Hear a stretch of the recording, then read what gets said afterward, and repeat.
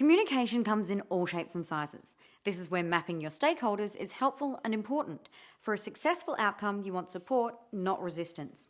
Where do I start? With a model. Nice. The Power Interest Matrix is an easy and simple tool that can be used when mapping out your stakeholders' level of influence versus their support or resistance.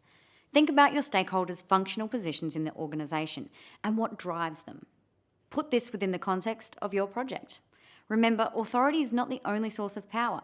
There are many different sources of power to consider, such as expert knowledge or being respected by others. It might seem like textbook theory, but understanding the principles behind the matrix can help save a whole lot of wasted time and effort by matching the right level of communication with the right people. So let's look closer at each position. The minimum effort. When a stakeholder shows a lack of interest in your project, their functional and personal position within their organisation may make them open to influence by others. Minimum effort stakeholders are more likely to accept what they are told and follow instructions. Keep informed. This stakeholder may be interested in your project but lacks the power to do anything. If they are opposed to your project, you may need to convince them your plans are justified. Keep satisfied.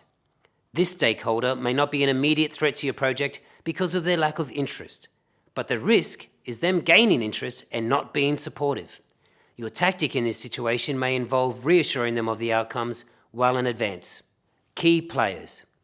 Stakeholders in your project who are drivers of change will require high levels of consultation, as they could stop plans if they are not kept up to date.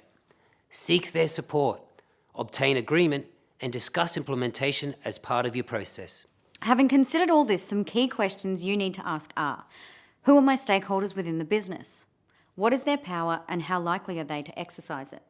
What is their influence and how likely are they to impose it? Are my stakeholders for or against the outcome? And how do I manage resistance and ensure support throughout? As you can see, stakeholder mapping is an important activity in the procurement process. It highlights the need for targeted communications at different levels in the organisation you work for.